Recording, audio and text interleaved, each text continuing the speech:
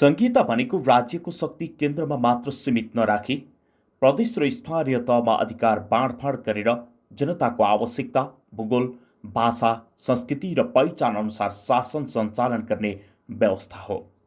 यसको मूल उद्देश्य भनेको जनअपेक्षा अनुसार विकासको मोडल निर्माण गर्नु र शासनलाई जनताको नजिक पुर्याउनु हो। नेपालमा संघीयता लागू भएपछि स्थानीय सरकारलाई प्राप्त अधिकारले विभिन्न समुदायको भाषा, संस्कृति र पहिचानलाई संरक्षणमा महत्त्वपूर्ण भूमिका खेल्न थालेको छ। यसको एउटा उदाहरण इलामको माङ्सेबुङ गाउँपालिका बनेको छ। माङ्सेबुङ गाउँपालिकाले लिम्बू भाषालाई औपचारिक रूपमा सरकारी कामकाजको भाषाको रूपमा लागू गर्दै संघीयताको मर्मलाई व्यवहारमा उतारेको छ। गाउँपालिकाको 2083 वैशाख 11 गते सम्पन्न 66औं कार्यपालिका बैठकको निर्णयअनुसार मङ्गलबारदेखि लिम्बू भाषा कार्यान्वयनमा ल्याइएको हो।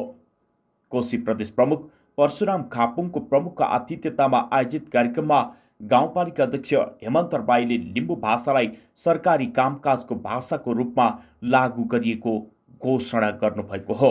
माङ्सेबुङ गाउँपालिकामा लिम्बू जाति तथा भाषीको बाहुल्यता रहेको र वडाभित्र सामुदायिक तथा निजी विद्यालय समेत कक्षा 12 सम्म लिम्बू भाषा तथा किराँत श्रीजङ्गा लिपिमा पठन पाठन भइरहेको तथा किराँत मुन्दुम अध्ययन गर्ने नेपालको एकमात्र किराँत सामाजिक मुन्दुम निसामहिम मुन्दुमशाला साथै किराँत सामाजिक मुन्दुम युगसिङ र निसामहिङ रहेको र स्थानीय सरकारले मातृभाषा शिक्षाको दरबन्दी समेत व्यवस्था गरेकोले लिम्बू भाषा सरकारी कामकाजको भाषा प्रयोग गर्न जनताको तीव्र चाहनालाई सम्बोधन गर्न माङ्सेबुङ गाउँपालिकाको वार्षिक नीति तथा कार्यक्रममा उल्लेख भए बमोजिम माङ्सेबुङ गाउँ कार्यपालिकाको 2083 साल वैशाख 11 गतेको 66औं बैठकको निर्णयअनुसार माङ्सेबुङ गाउँपालिकामा जातीय बाहुल्यताको आधारमा लिम्बू भाषालाई सरकारी कामकाजको भाषाको रूपमा आजदेखि माङ्सेबुङ गाउँपालिकाभित्र सबै वडा तथा कार्यालयमा प्रयोग गर्ने घोषणा गर्दछु। इलामको माङ्सेबुङ गाउँपालिका लिम्बू भाषा सरकारी कामकाजी भाषा लागू गर्ने पहिलो पालिका बनेको छ। अबदेखि गाउँपालिका र मातहतका सबै कार्यालयहरूमा प्रयोग हुने बोर्ड, लेटर प्याड, फारम लगायतका सामग्रीमा नेपाली भाषासँगै लिम्बू भाषा तथा किराँत श्रीजङ्गा लिपि प्रयोग गरिने अध्यक्ष राईले जानकारी दिनुभयो। लिम्बू भाषा सरकारी कामकाजको भाषा घोषणासँगै माङ्सेबुङ गाउँपालिका र सामाजिक मुन्दुम आधारभूत विद्यालय बीच भएको सम्झौता पत्र समेत लिम्बू भाषा र श्रीजङ्गा लिपिमै तयार पारिएको थियो। सम्झौता पत्रमा गाउँपालिकाका निमित्त प्रमुख प्रशासकीय अधिकृत बुद्धि प्रसाद खतिवडा र विद्यालयकी प्रधानाध्यापक कल्पना लिम्बुले हस्ताक्षर गर्नुभएको थियो। माङ्सेबुङ गाउँपालिकाले नेपालको संविधानको धारा 3672 तथा धारा 32(1) ले सुनिश्चित गरेको भाषा तथा संस्कृति सम्बन्धी मौलिक हकको कार्यान्वयन गर्ने उद्देश्यले संविधानको अनुसूची 8 तथा स्थानीय सरकार सञ्चालन ऐन 2074 को दफा 11(फ)(1) बमोजिम स्थानीय तहलाई प्राप्त अधिकार प्रयोग गर्दै लिम्बू भाषालाई कामकाजी भाषाको रूपमा कार्यान्वयन गरिएको उहाँले बताउनु भएको छ। त्यसैगरी गाउँपालिका उपाध्यक्ष विनोद कुमार नेम्बाङले जातीय र भाषिक बाहुल्यताको आधारमा पहिलो पटक लिम्बू भाषालाई सरकारी कामकाजको रूपमा लागू गरिएको बताउनुभयो। उहाँले यसअघि पनि 5 नम्बर वडामा लागू गरी सफलता हासिल गरेपछि यसतर्फ पालिका लागेको बताउनुभयो। चाहिँ निश्चित रूपमा सकारात्मक प्रभाव पर्छ। केही अघिल्लो कार्यकालमै चाहिँ 5 नम्बर वडालाई लिम्बू भाषालाई कामकाजी भाषा घोषणा गरिसकेको कुरा र त्यो कार्यान्वयन भइरहेको कुरा यहाँहरू सबैलाई थाहा जानकारी नै छ। त्यसले चाहिँ सिङ्गो माङ्सेबुङ गाउँपालिकाको कामकाजी भाषालाई भाषा घोषणा गरिसकेपछि मूलत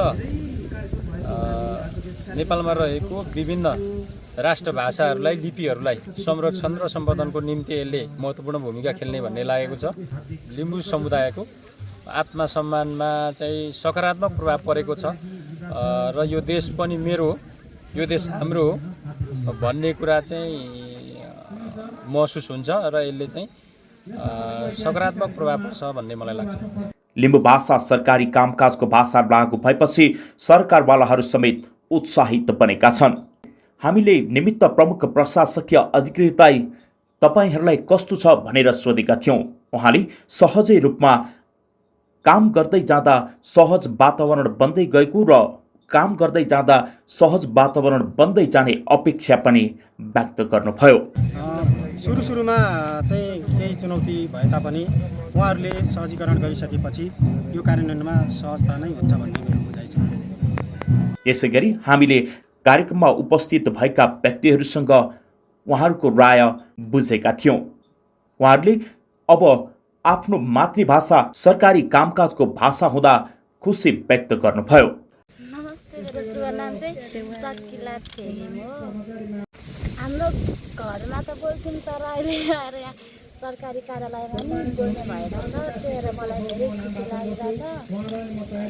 नमस्कार, सेवारो। मेरो नाम चाहिँ नुमा लिम्बू, नाङसेबुङ गाउँपालिका वडा नम्बर 5बाट म चाहिँ आएको हो यो कार्यक्रममा। यस कार्यक्रममा चाहिँ हाम्रो लिम्बू भाषा कामकाजी भाषा घोषणा कार्यक्रममा चाहिँ उपस्थित एकदमै खुसी भएकी छु।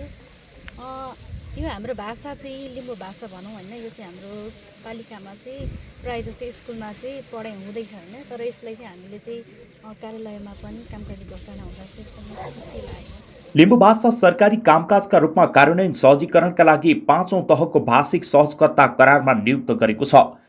भाषिक सहजकर्ताले नेपाली र लिम्बू भाषामा अनुवादको काम गर्ने बताइएको छ। कार्यक्रममा प्रदेश प्रमुख परशुराम खापुङले भूगोल, जाति, भाषा, लिपि, धर्म र संस्कृतिको विविधता मुलुकको अमूल्य सम्पत्ति भएको बताउनु भएको छ।